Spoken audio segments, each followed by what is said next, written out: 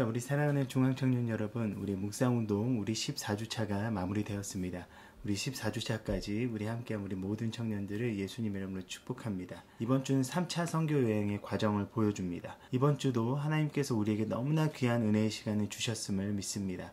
그럼 이번 주의 묵상한 내용을 자세히 함께 살펴보도록 할까요? 바울은 에베소에서 긴 사역을 마치고 그곳을 떠날 계획을 세웁니다. 바울은 예루살렘으로 되돌아가기 전 마게도냐와 아가야를 재방문하려고 합니다. 마게도냐와 아가야에 있는 성도들을 방문하여 예루살렘 성도들을 위하여 기부하는 일을 마무리하고 예루살렘에 그것을 전달하고 로마까지 갈 계획을 세웁니다. 그리고 바울은 서바나까지 가고자 계획을 합니다. 바울은 먼저 디모데와 에르스도를 먼저 보내고 그들과 합류하고자 합니다. 이것을 하워드 마샬이라는 분은 이렇게 해석합니다. 자신의 삶의 여정이 하나님의 목적 안에 기원을 둔 해야만 하는 사역에 이끌리고 있음을 인식하셨던 예수님과 동일한 의미에서 필연성이 있다. 바울이 예루살렘이나 로마 그리고 스페인까지 가고자 했었던 것은 단순히 그곳에 가고 싶어 했기 때문이 아니라 하나님의 분명한 목적 가운데 성령님의 이끌리심을 받아 필연적으로 움직였다는 것입니다. 그의 발걸음은 자신의 원함이 아닌 하나님의 사명을 향했고 그의 열정은 세상의 것이 아닌 복음을 위했으며 그의 심장은 오직 주를 위해 뛰었습니다. 우리는 어떤가요? 우리 또한 바울처럼 그렇게 주님을 바라보고 주님을 위해서 살아갈 수 있는 우리 모두가 되길 바랍니다. 바울이 두 사람을 먼저 마게도냐에 보내었을 때 에베소에서는 폭동이 일어납니다. 바로 데메드리오라는 사람이 생계의 위협을 받고 사람들을 선동한 것입니다. 여기서 데메드리오라는 사람은 은장색 조합의 장이었을 것입니다. 그는 아데미의 유명한 신전 모형을 은으로 만드는 공장을 가지고 있었을 것입니다. 신전에 관련된 우상과 용품을 파는 것으로 그들은 막대한 수익을 누렸습니다. 아데미 신전은 에베소의 경제적인 안정의 핵심적인 요소였습니다. 아데미 신은 처녀신이었고 사냥의 후원자였습니다. 그런데 헬라의 혼합주의 속에서 아시아의 한 여신과 합쳐지면서 다산의 신으로도 여겨졌습니다. 그녀의 신상은 고대의 7 불가사의 중 하나인 에베소에서 가장 큰 신전 안에 위치해 있었습니다. 아데미 축제는 난교와 술 취함으로 진행되었습니다. 그런데 중요한 것은 바울의 복음 전파 속에서 에베소 사람들 안에 실제적인 변화가 일어났다는 것입니다. 그곳의 마술사들이 그들이 믿어왔었던 책을 불태웠던 것처럼 우상을 섬기던 사람들이 자신들이 섬기던 우상을 버렸던 것입니다. 그것은 우상산업으로 돈을 벌고 있었던 사람들에게 큰 경제적인 타격을 입힙니다. 그들은 이것을 심각하게 여겼고 기독교의 이러한 가르침이 에베소를 지탱하는 아데미 문화를 결국 무너뜨릴 것이라고 사람들을 선동합니다. 그들의 선동은 효과적이었고 선동된 다수들은 바울의 동료 2명을 잡았습니다. 그것을 본 바울은 나서서 그들을 변호하고자 했으나 제자들과 그곳의 친한 관리들이 그것을 만류합니다. 사실 그곳에 모였었던 대다수의 사람들이 직접적인 경제적인 타격과는 거리가 멀었다라고 할지라도 그들은 선동되어 그들이 자랑스럽게 여기는 에베소의 인기와 권위가 떨어질 것이라고 여겼던 것 같습니다. 그들은 붕괴했지만 대부분의 사람들이 그들의 분노가 무엇을 향하는지 알지 못했다고 누가는 기록합니다. 여기에 누가가 지적한 이러한 군중 심리를 지금 현대사회에서도 우리는 충분히 볼 수 있는 모습입니다. 그들은 무질서와 혼돈 속에서 분노했습니다. 그런데 이것은 쉽게 진정되지 않았습니다. 유대인 무리가 나서서 그들은 그리스도인들과 아무 연관이 없음을 해명하고자 했으나 그들은 어떤 소리도 듣지 않았고 그들의 분노 섞인 외침은 2시간이나 계속되었다고 표현하고 있습니다. 그때 에베소의 중심적인 행정관료인 서기장이 그들을 진정시킵니다. 그는 에베소와 아데미 여신은 확고하기 때문에 결코 흔들리지 않을 것이라고 이야기합니다. 그러면서 오히려 그들이 기독교인들을 고발할 아무 근거가 없다고 이야기합니다. 오히려 기독교인들이 신전의 물건을 도둑질하지도 않았고 여신을 비방하지도 않았는데 오히려 고발하는 사람들이 정식 재판 절차가 아니라 이렇게 불법 집회를 통해서 소란을 피우고 있으면 오히려 그것이 문제가 될 수 있음을 이야기합니다. 그 이야기를 통해서 오히려 모인 사람들이 흩어지게 됩니다. 그렇게 소동이 진정이 되고 바울은 제자들을 불러서 권한 후에 마게도냐로 떠내게 됩니다. 1, 2절에 동일하게 나오는 권하다 라는 말은 격려하다 라는 뜻을 가집니다. 바울은 에베소에 남겨질 제자들을 그리스도의 사랑으로 격려하고 마게도냐 지방에 있는 제자들도 격려합니다. 어떤 학자들은 바울이 이 지역에서 짧게는 1년에서 길게는 2년 정도 체류했을 것이라고 주장합니다. 이 여행에 대한 기록은 고린도후서 2장 12절부터 13절에 언급되어 있는데요. 이때 고린도 교회 내에 다툼이 있었는데 바울은 다툼을 화해시키기 위해 그들에게 디도를 보내 편지를 전합니다. 바울은 마게도냐에 가는 길에 드로아에서 디도를 만나길 원했지만 그곳에서 만나지 못하자 걱정되는 마음으로 마게도냐를 향합니다. 그러나 그곳에서 디도를 만나고 기쁜 소식을 접하게 됩니다. 바울은 기쁜 마음으로 마게도냐에서 고린도후서를 작성하게 됩니다. 그렇게 그는 마게도냐에서 긴 시간을 머무른 후에 헬라에 이르게 됩니다. 여기서 헬라는 아가야 지방의 고린도 교회를 의미합니다. 바울이 고린도에 머물렀던 기간은 아마도 여행이 어려운 겨울 기간이었을 것으로 추측합니다. 그래서 그는 어쩔 수 없이 그곳에 3개월 정도를 머물러야 했고 그 기간에 로마서를 작성합니다. 바울의 원래 계획은 아시아의 서쪽 해안을 우회하여 고린도로부터 팔레스타인으로 곧장 가는 노선을 택했을 텐데 그를 해하려는 유대인의 음모를 알고 그는 마게도냐를 관통하여 아시아 해안으로 내려가는 길로 되돌아갑니다. 바울은 사람들을 먼저 드로아에 보내고 빌립보에서 유월절을 맞이합니다. 그는 그곳 성도들과 함께 유월절과 부활절을 기념하였을 것입니다. 바울은 빌립보에서 시간을 보낸 후 드로아로 이동합니다. 그리고 그곳에서 한 주를 머무르게 됩니다. 드로아에 있던 제자들은 바울이 떠나기 전에 그의 설교를 듣기 위해서 모입니다. 그런데 여기서 나온 표현이 특별합니다. 그 주간의 첫날에 떡을 떼려 하여 모였다고 기록하고 있습니다. 이것은 지금의 이야기로 주일에 성찬을 하기 위해 모였다는 것입니다. 이것은 주일에 모인 것에 대한 바로 첫 번째 암시입니다. 유대인들은 토요일을 안식일로 섬깁니다. 그러나 기독교인들에게 중요한 기준은 주일이 되었습니다. 바로 예수님께서 부활하신 날이 주일이었기 때문입니다. 그들은 주일에 모여서 떡을 떼며 주님의 오심과 사역, 고난당하심과 죽으심, 다시 사심과 다시 오실 재림을 기대하며 예배와 교제를 나누었습니다. 그곳엔 많은 사람들이 모여 있었습니다. 바울은 다음날 떠나야 했기 때문에 열정적으로 말씀을 전하였고 그러다 보니 시간이 길어졌습니다. 하나님의 말씀을 전하고자 하는 바울의 열심과 열정도 있었지만 그것을 듣고자 하는 성도들의 열심 또한 대단했습니다. 그런데 그 가운데 안타까운 사건이 벌어집니다. 유두고라는 청년은 창가에 걸터 앉아서 말씀을 듣다가 떨어져 죽게 됩니다. 은혜의 자리에서 안타까운 일이 벌어진 것입니다. 이들에게 안타까운 사건은 피할 수 없었지만 하나님께서는 그들을 위로하시기 위해 유두고를 다시 살리십니다. 그들은 다시 모여서 날이 새기까지 교제를 나누었고 다시 살아난 유두고를 통해서 다시금 위로를 받습니다. 여기서 우리가 중요하게 생각해야 되는 것은 단순히 유두고가 살아난 것만이 아닙니다.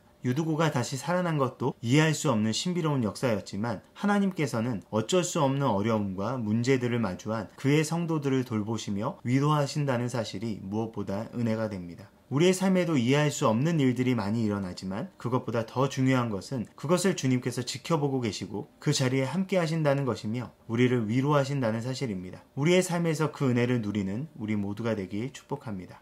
바울의 일행은 먼저 배를 타고 앗소를 향합니다. 그러나 바울은 홀로 걸어가고자 합니다. 드로아에서 앗소까지는 약 32km 정도인데 홀로 시간을 가졌던 것 같습니다. 예루살렘으로 향하는 여정과 그 여정 이후에 대해서 더 기도하고 성령님의 음성을 듣고자 시간을 가졌던 것 같습니다. 그는 될 수 있는 대로 오순절 안에 예루살렘으로 돌아가고자 서둘렀으나 그 바쁜 일정 가운데에도 그의 중심이 성령 안에서 흐트러지지 않도록 최선을 다한 것입니다.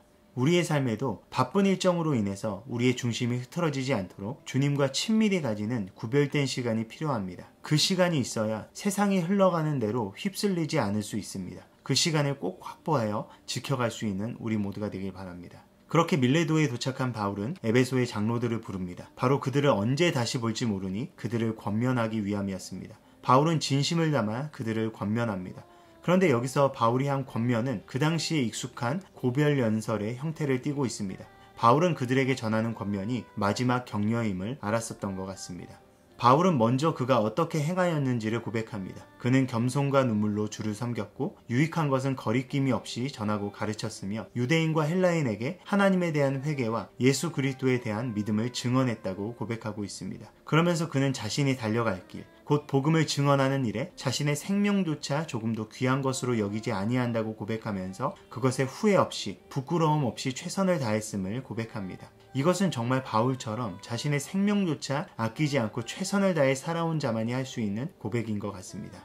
그러면서 그는 자신이 3년 동안 쉬지 않고 눈물로 각 사람을 훈계한 것을 기억하며 깨어 일어날 것을 당부합니다. 성령님께서 그들을 감독자로 삼으시고 하나님이 자신의 피로 사신 교회를 보살피게 하셨으니 깨어 교회를 지키며 하나님의 뜻을 분별할 것을 당부합니다. 그러면서 그들이 기억해야 될 가장 중요한 것이 무엇인지 이야기합니다. 주님께서 주신 은혜의 말씀을 기억하며 그 말씀 가운데 설 것을 권면합니다. 세상의 것을 탐하지 말고 범사에 모범을 보여 수고하며 약한 자들을 돕고 베푸는 삶을 살아갈 것을 이야기합니다. 가르침보다 그렇게 살아내는 것이 중요합니다. 그런 면에서 바울은 가르침뿐만이 아니라 자신의 삶이 모델이 되어서 그들에게 진정한 가르침을 주었던 것 같습니다. 어찌할 바를 모를 때 그들은 바울이 살아간 삶을 떠올렸을 것이며 바울처럼 행동했을 것입니다. 이것이 바로 우리가 믿음의 삶을 살아가야 하는 이유입니다. 믿음은 말이 아니라 행동이자 삶입니다. 바울처럼 실제적인 삶을 살아갈 수 있는 우리 모두가 되길 바랍니다.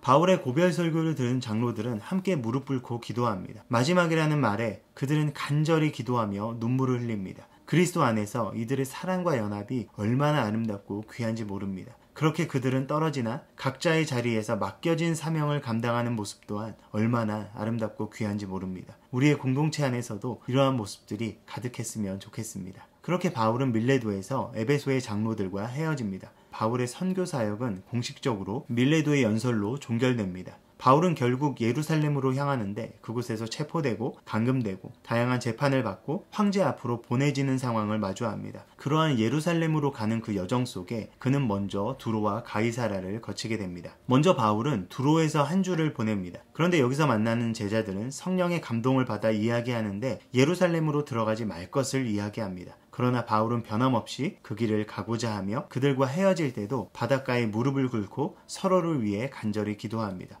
여기서 톰슨이라는 분은 이것을 이렇게 설명하고 있습니다. 서서 기도하는 것이 관습이었기 때문에 여기서 공개적으로 무릎을 꿇는 자세를 취한 것은 바울의 보호와 인내를 바라는 기도의 엄중함, 강렬함, 그리고 신실함을 보여준다. 바울을 만나는 자들은 그를 향한 성령의 음성을 들었고 그를 이렇게 간절한 위로와 기도와 함께 보냈던 것입니다. 바울은 그 뒤에 돌레마이에 잠시 들러 그곳에 있는 형제들과 시간을 보낸 후에 가이사랴에 도착합니다. 그곳에서 예루살렘 교회 7 집사 중 한 사람인 빌립을 만나서 그의 집에 머물게 됩니다. 그런데 그곳에 아가보라는 선지자가 바울을 향한 성령님의 말씀을 듣고 일행과 더불어 바울이 예루살렘에 가지 말 것을 권합니다. 그런데 우리가 여기서 생각해 보아야 될 것은 바울도 성령의 이끄심을 받고 다른 제자들도 받았는데 왜 바울은 예루살렘에 가려고 했고 제자들은 말렸냐는 것입니다. 이들이 다른 음성을 들었었던 것일까요? 아닙니다. 동일한 음성을 받았는데 해석이 달랐던 것입니다. 아가보가 성령님께 들은 내용만 봐도 그렇습니다. 아가보에게 주신 말씀은 예루살렘에서 바울이 당하게 될 고난에 대해서 말씀하셨다고 기록합니다. 바울이 들었던 것도 같은 메시지였습니다. 그런데 바울은 그것을 자신이 가야 할 길로 여겼고 제자들은 피해야 할 길로 여겼던 것입니다. 그렇다면 바울은 왜 피하지 않았을까요? 바울은 예루살렘을 향한 여정 속에서 계속 기도했을 것입니다. 드로아에서 아소까지 그 걷는 여정 속에서도 그렇고 그는 계속해서 성령님과 교제하면서 예루살렘 방문에 대한 확신을 얻었을 것입니다. 제자들은 바울을 아끼고 사랑하는 마음으로 막았을 것입니다. 그런데 바울의 뜻이 확고합니다. 하나님께서 그곳에 보내시는 분명한 목적이 있음을 믿었고 그의 그런 확신을 결국 제자들 또한 믿음으로 받아들였습니다. 그리고 제자들은 주의 뜻대로 모든 것이 이루어지길 구했습니다. 여기서 우리가 중요하게 생각해야 될 것이 있습니다. 분명 성령님께서 한 분이시기 때문에 그분께서 말씀하시는 것은 동일합니다. 그러나 우리도 해석을 달리할 수 있습니다. 그럼에도 불구하고 우리가 바라야 할 것은 오직 하나, 주의 뜻입니다. 찬성도 반대도 주의 뜻을 구해야 하며 그 뜻에 순종할 수 있어야 한다는 것입니다. 얼마나 많은 선택의 순간이 찾아옵니까? 그 속에서 우리도 바울처럼 하나님께서 기뻐하시는 뜻이 어디 있는지 분별할 수 있어야 하며 그것을 위해서라면 그 어떤 희생이나 어려움 또한 감수할 수 있는 신앙으로 성장해 나가야 합니다. 우리가 원하는 방법대로가 아닌 주님의 뜻을 찾고 구하며 그 뜻을 따를 수 있는 우리 모두가 되길 축복합니다. 자, 이렇게 묵상 우리 14주차 우리 본문을 살펴보았는데요. 이제 우리 15주차 우리 본문으로 나아갑니다. 묵상 15주차는 주삼 71번부터 우리 75번까지 우리 진행되는데요. 예루살렘에 도착한 바울이 예루살렘 교회를 방문하는 장면, 그리고 그가 백성들에게 붙잡히는 장면, 로마 군에 압송되면서 자신을 백성들에게 변호하는 장면, 그리고 공회 앞에 서는 장면을 담고 있습니다. 급박하게 진행되는 상황 속에서 하나님께서는 바울을 통해 어떻게 일하시는지, 바울은 끝까지 무엇을 놓치지 않으려고 노력하는지 살펴볼 수 있었으면 좋겠습니다. 또한 이 속에서 하나님께서 우리에게 무엇을 말씀하시는지 함께 살펴볼 수 있는 귀한 시간이 되길 바랍니다. 계속해서 무더운 날씨 속에서 코로나19가 지속되는 상황 속에서 우리 건강 잃지 말고 말씀 안에서 굳건히 승리해 나가는 우리 모두가 되길 간절히 축복합니다. 여러분 준비됐죠? 우리 다시 한번 시작해 볼까요? 중앙청년 파이팅! 묵상운동 파이팅! 예!